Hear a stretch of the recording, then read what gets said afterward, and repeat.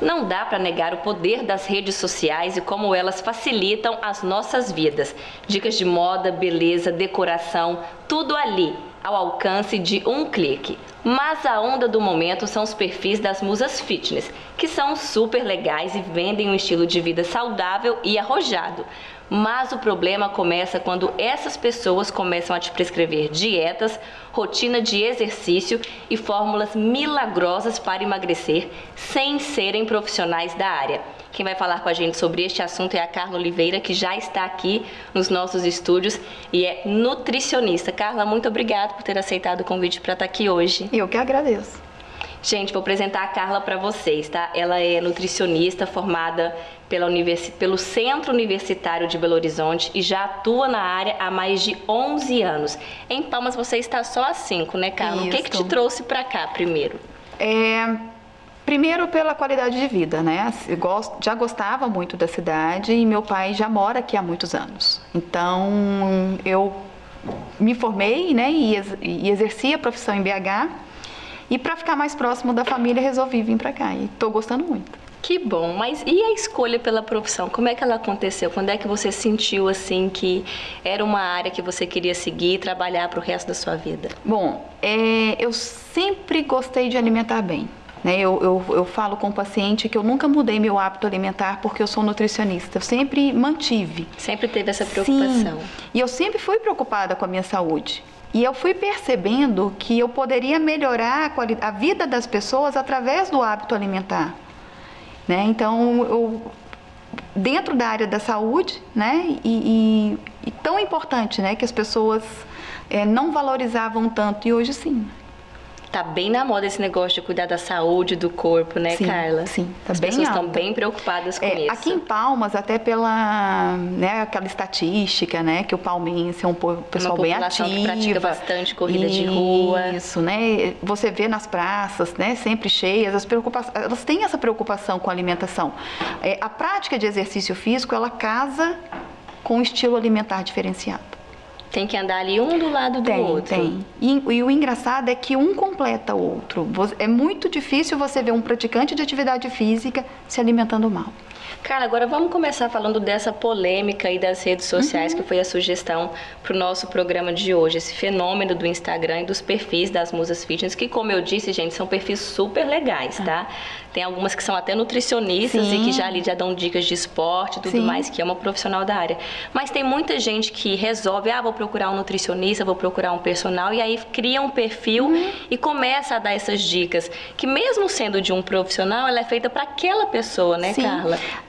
Às vezes, a pessoa não tem nenhum estudo na área da saúde, né? É o blogueiro, né, que a gente diz. E ele não tem um fundamento científico. Esse é o grande perigo. Qual é o outro grande perigo da internet? A questão da influência de suplementação, né? Porque às vezes eles são patrocinados para aquilo. Nem tudo que é bom para um é bom para o outro. Então, esse é o grande perigo. Dieta, ela é individualizada. Né? Então, não é porque um tá com aquele corpinho bonitinho que aquela ali é a dieta certa para ele. Não, ela talvez seja a dieta para aquele que está fazendo a propaganda, não para o que está lendo. Né? Então, esse é o grande perigo. E chega muita demanda no seu consultório sobre isso? Eu quero tomar aquele negócio que a fulana está tomando. Muito. Eles vêm, dão print, né?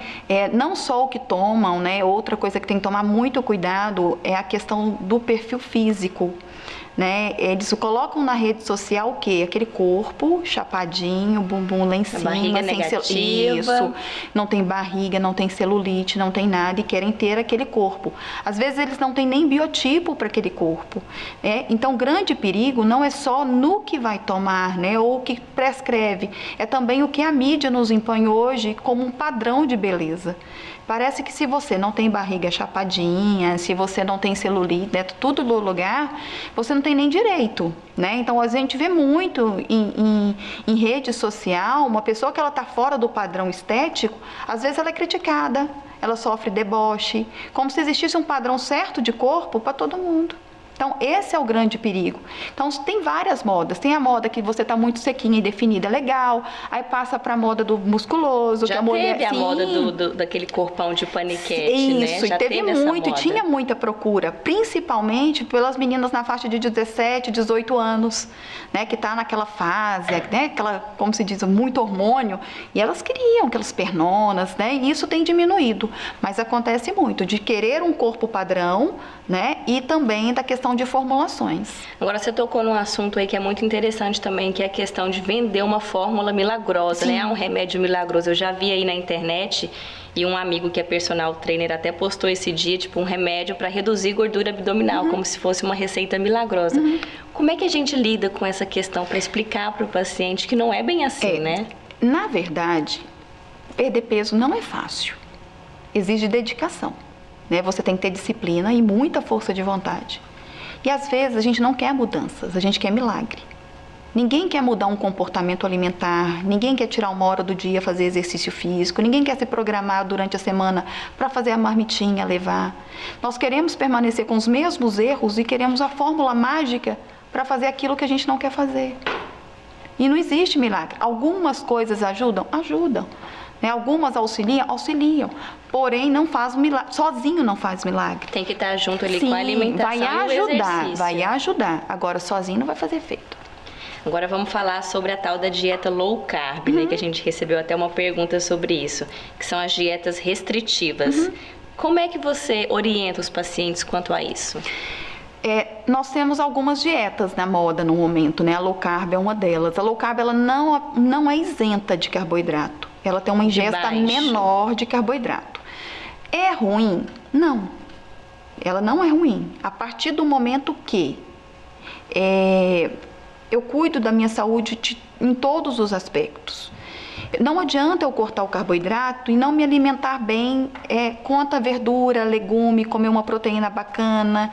Quando eu fizer uma escolha do carboidrato, que seja um carboidrato bom, né? Um carboidrato com índice glicêmico baixo, mas seja uma boa escolha, uma batata doce. Né? Às vezes, aquele percentual que é disponível para low carb, a gente vai jogar um carboidrato que não é interessante. Talvez um carboidrato com índice glicêmico alto. Então, o importante de fazer uma dieta é para fazer até a escolha certa. Né? Porque o grupo alimentar correto. Que vai realmente ficar low carb. Na dieta low carb, não são todas as frutas que são livres. Algumas frutas têm um índice glicêmico alto, outras não. Então, é preferir, por exemplo, morango, mirtilo, framboesa, essas frutas, os berries que a gente chama, tem um índice glicêmico menor. Açúcar, isso. Né? Essa fruta entra no low carb. As pessoas às vezes não acham a banana. Eu ouvi dizer manga. que a banana tem muito açúcar, né? Tem, é verdade? Olha é uma fruta que tem um índice glicêmico alto. As frutas que normalmente você come casca ou bagaço, ela tem uma tendência a ter um índice glicêmico menor, por causa da fibra. Então, a fibra ela diminui a absorção do açúcar. Diminuir a absorção do açúcar, ela se torna uma absorção mais lenta. Agora, a gente falou da low carb, mas tem uma outra dieta aí que está ganhando muito as redes sociais, que é a dieta cetogênica, né? Que é deixar o seu corpo entrar em cetose. Isso. Explica primeiro o que é isso e até que ponto isso é aconselhável e quando ela começa a ser arriscada, porque ela corta drasticamente o carboidrato, né? A dieta cetogênica, ela, diferente da dieta low carb, ela tem uma ingesta muito alta de gordura, muito alta. A função dela é realmente o corpo entrar em cetose. Fazer o quê? Oxidação de gordura. Usar a gordura já localizada como fonte de energia. Então, o corpo começa a produzir corpos cetônicos. Né? Então, é onde você entra em cetose. É utilizada? Inclusive, alguns pacientes que têm convulsões, né? É usada muito em paciente que tem convulsões frequentes, é usada a dieta cetogênica, mas ela tem que ser muito bem orientada. Não é todo mundo que pode fazer. E o período também, não é aconselhável um período que seja curto, muito prolongado? Não, é um período curto. É um período curto. Porque até dependendo da escolha, você pode ter alteração de colesterol, né? Então, tudo tem que ser muito bem, tem que olhar o perfil genético, tem que olhar a característica do paciente, história dele de doenças. Não é chegar, vou fazer dieta cetogênica, não é assim. Carla, e o jejum? A gente vê que tem algumas questões que às vezes a mídia divulga que é bom, depois fala que não é bom. Tem um profissional que diz que dá para fazer, que não prejudica, outro diz que prejudica. O que você tem a dizer sobre o jejum? Principalmente o treino em jejum, né? Dependendo do treino, dá para fazer em jejum. Se for um treino muito pesado, não dá. Porque a pessoa precisa também de energia, tá? Agora, o jejum dá para fazer em dias alternados? Dá. Existe jejum de 8, de 12, de 18, 24 horas. Ele entra na mesma função da dieta cetogênica. O jejum, a função dele, prescrito, não é para todo mundo. Paciente que tem hipoglicemia talvez não seja interessante, porque vai passar muitas horas sem comer. Mas ele também tem a função de produzir corpos cetônicos. A função do organismo é fazer oxidação de lipídio. Lembrando, gente, que a gente está falando sobre vários tipos de dieta, sobre várias dicas de como se alimentar, como treinar. Mas, Carla, tudo isso depende de uma consulta, né? Quando o paciente vai lá, acho que a primeira coisa que você faz é pedir uma bateria de exames, né? No meu consultório, acontece deles já irem muito com os exames prontos. Né? Já passam pelo médico, já chega com os exames prontos. Mas é importante. A gente não consegue fazer uma análise clínica do paciente só olhando por ele. Nem só ouvindo o que ele quer de objetivo, não. Né? Porque o nosso quadro clínico, ele não está ligado ao nosso peso. Então, por exemplo, eu tenho paciente crianças pequenas com alteração de triglicéridos. Então, tem que olhar o paciente como um todo, para ver se aquela dieta cabe a ele. Até porque às vezes a aparência engana, né? Eu te dou até pelo meu exemplo. Eu sempre fui bem magrinha, mas teve uma época que eu tive colesterol alto. Então, assim, se eu chego no consultório de uma nutricionista, se ela só me olhar fisicamente, ela vai falar, não precisa fazer dieta nenhuma. E não é bem assim. Então, os exames são um ponto de partida. Sim, e às vezes nem te restringe, né? Magrinha, pode tudo, né? Essa é a nossa visão. Tirar e desmistificar essa história que o magro ele tem direito a comer tudo e que quem tem que ser controlado é o obeso. Não. Todos nós temos a obrigação de comer melhor, né? O alimento é o combustível do corpo. Carla, e não é só... A gente acha que a nutrição se restringe ali ao engordar e emagrecer. Tem a questão da beleza também, né? A Carla me deu uma dica no Instagram uma vez, gente, porque eu confesso que eu sou viciada em açúcar. E aí ela me deu um toquezinho lá, falou, Lud, tenta diminuir, porque o açúcar, ele se liga à proteína e prejudica o envelhecimento, né, da pele. Isso. Então tem essa questão também. O açúcar em excesso, ele é um grande vilão na flacidez, né? Justamente pela glicação, ele quebra o colágeno. Tá vendo, gente? Então não é só engordar e emagrecer, não, viu? Tem a alimentação também te ajuda ali na estética, na pele, no cabelo, em tudo, né, Carla? Eu recebo muita queixa, assim, por exemplo, você falando da questão da estética, a questão, por exemplo, de queda de cabelo, unha fraca. E aí eles chegam desesperados. Não tem segredo para melhora de cabelo e unha se não for pouca. Eu utilizo como exemplo, né? Às vezes eu indico, olha, vai no dermato para também fazer uma análise. E a maioria das receitas da dermatologia é vitamina. Quer dizer, o que você de vitamina, quer dizer, você vai suplementar uma vitamina. Quer dizer, está faltando no corpo. Então, às vezes, a melhora da alimentação já melhora muito a queda de cabelo, a unha fraca, o aspecto da pele, mancha. Alguns alimentos eles agem como um protetor do melasma natural, né? Bom, vamos agora para uma pergunta aqui da internet, da Giovana Marques, que mandou pra gente. Ela quer saber, Carla, como é que faz para diminuir a gordura localizada da barriga sem perder muito peso? Infelizmente, é uma queixa muito comum, né, das mulheres. É essa gordura que eu falo que é abdominal e a dos flancos, que é essa de trás, assim, da calça.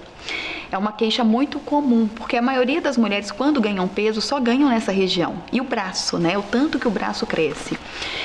É uma gordura difícil de acabar?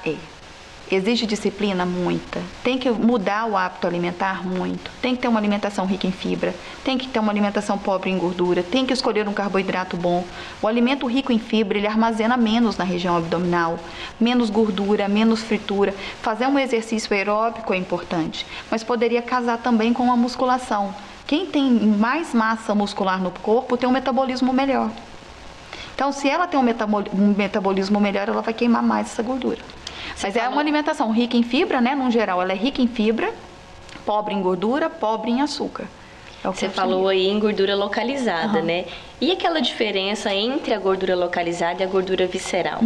A gordura localizada, ela pode estar localizada em qualquer parte do corpo, né? Então tem gente que tem no culote, tem gente que tem na barriga, tem gente que tem mais nos flancos. A gordura visceral, ela é gordura visceral, ela está na víscera. Então é aquela gordura que envolve um pâncreas, né? A gordura abdominal principalmente tem muita, né? Porque nessa região do abdômen, então todos os nossos órgãos, né? Rim, o pâncreas, tá tudo ali. E essa gordura, ela começa a envolver.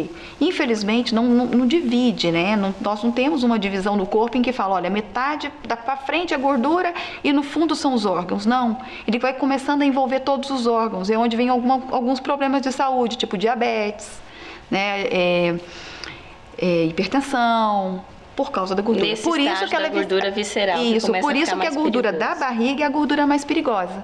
Porque ela não é uma gordura daqui para frente, ela é uma gordura que está no meio das vísceras. Então ela pode começar localizada, mas com o tempo ela pode... Sim, ela vai entrando, né? Vai comprometendo.